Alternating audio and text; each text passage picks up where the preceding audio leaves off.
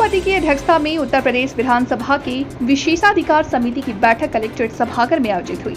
उत्तर प्रदेश विधानसभा परिषद विशेषाधिकार समिति के माननीय सदस्य श्री विजय बहादुर पाठक द्वारा समूह के दीदियों से प्रेरणा कैंटीन में बनने वाले उत्पादों के बारे में जानकारी प्राप्त की। उन्होंने समूह की महिलाओं के आर्थिक सुधार हेतु वहां पर पार्किंग की व्यवस्था किए जाने हेतु निर्देशित किया। साथ ही कलेक्ट्रेट की मीटिंग हॉल में पहुंचे विशेषाधिकार समिति के सदस्य एमएलसी शैलेंद्र प्रताप सिंह की अध्यक्षता में डीएम जसजीत कौर, सीडीओ अंकुर कौशिक और एसपी सोमेन वर्मा के साथ बैठक शुरू हुई। एमएलसी विजय बहादुर पाठक, मानवेंद्र प्रताप सिंह ने अधिकारियों से किया विचार विमर्श, विधान परिषद सदस्यों के हित से जुड़े और उनकी शिकायतों से जुड़े मुद्दों पर समीक्षा बैठक। किसी भी राजनीतिक दल को जो सत्ता में है, जो सरकार के कामकाज है, उन कामकाज को लेकर जनता के बीच में जाना और उस पर जनमत बनाना, उसी के तहत पार्टी के जो विविध कार्यक्रम हैं, उन विविध कार्यक्रमों के बीच हम गए थे। सरकार के 9 साल को लेकर के जनता के बीच में गए, सरकार की उपलब्धियों की चर्चा की। निश्चित तौर पर जनमानस मोदी जी को फिर से प्रधानमंत्री 2024 में बने उसके पक्ष में है, वातावरण पक्ष में है। सरकार की जो योजनाएं चल रही हैं, उन योजनाओं को गतिमान करने के लिए उनमें यदि कोई फीडबैक है तो उस फीडबैक को लेने का भी काम किया है। 2024 में 80 में 80 उत्तर प्रदेश में लक्ष्य है, उस लक्ष्य पर हम काम कर रहे हैं। ये कोई अतिशयोक्ति नहीं है। आप भी जानते हैं कि उत्तर प्रदेश में 2014 में जो अभी हम 14 सीटें हारे हैं, उन 14 सीटों में 12 सीटें हम 2014 में जीते थे। केवल 2 सीट ऐसी है जो हम नहीं जीते थे, तो उन 2 सीटों पर जीतें, उस पर काम। और जो हम 14 में जीते थे, जिन कारणों से हम 2019 में हारे थे, उसको जीतने का यत्न करें। इसलिए हम 80 में 80 का दावा कर रहे हैं। प्रधानों का कहना है कि हम लोगों को स्वतंत्र रूप से काम नहीं करने दिया जाता है, सरकार की योजनाएं थोपी जाती है और उसी मुताबिक चलने दिया जाता है। देखिए, दो तरह के कार्य हैं।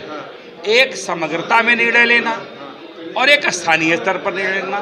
तो कुछ काम समग्रता में है कि जैसे कहा प्रधानमंत्री ने कि सबको आवास मिले, तो सबको आवास मिले तो नगरीय क्षेत्रों में मिलेगा, ग्रामीण क्षेत्रों में मिलेगा, वो एक समस्या हो गई। लेकिन अमृत सरोवर के निर्माण का कार्य है, तो मान लो किसी ग्राम सभा में अमृत सरोवर की स्थिति जगह नहीं है तो वहाँ नहीं हो सकती। कुछ योजनाएं हैं जो समग्रता में है, तो जो समग्रता में है वो सभी ग्राम सभाओं में लागू हैं। जो स्थानीय स्तर पर है, स्थानीय योजना को होगा। जैसे कमल सरोवर बना, तो क्या ये संभव है कि सभी ग्राम सभा में कमल सरोवर बन सके?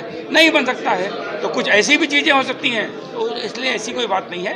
सबका उद्देश्य है। स्वतंत्र रूप से प्रधान सदस्य का लंबित है या कोई शिकायत आपके पास आई है, ऐसा कुछ है अभी?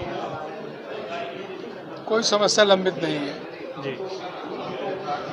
समय समय पर शासन द्वारा दिशा निर्देश, राजाज्ञा जारी होती है जी। समिति द्वारा भी समय समय बैठकें की जाती हैं, आयोजित की जाती हैं। उसी क्रम में अयोध्या मंडल, इलाहाबाद मंडल और चित्रकूट मंडल ये समिति दौड़ा कर रही है। आज की बैठक पहली बात तो केंद्र और प्रदेश सरकार की जो भी योजनाएं हैं विकास से संबंधित, काम तो हो ही रहा है, इसको थोड़ा और त्वरित गति से आगे बढ़ाने की ज़रूरत है। किन किन कामों को? इसमें जैसे आपकी बिजली हुई, वन विभाग हुआ, आपका शिक्षा विभाग हुआ, कौशल विभाग हुआ, मतलब जो जनहित से जुड़े हुए जो जनता के मुद्दे हैं, इन सब में अच्छे तरीके से चर्चा हुई। विशेषाधिकार समिति की बैठक थी, तो इस समिति से संबंधित कुछ बात बताइए। देखिए, विशेषाधिकार समिति की बैठक बहुत महत्वपूर्ण बैठक हुआ करती है और विधान परिषद की महत्वपूर्ण कमेटी है, ठीक है ना। और करीब 8 बिंदुओं पर चर्चा हुई है यहाँ पर जैसे थोड़ा आप कहना चाहेंगे कि ये समन्वय होना चाहिए कि जो हमारे माननीय जनप्रतिनिधि हैं और अधिकारीगण का आपसी तालमेल रहना चाहिए, क्योंकि कोई भी कार्य आपसी तालमेल के द्वारा संभव हो जाता है। यहाँ पे समन्वय अच्छी तरीके से चला। जिलाधिकारी महोदय भी अच्छा कार्य कर रही हैं।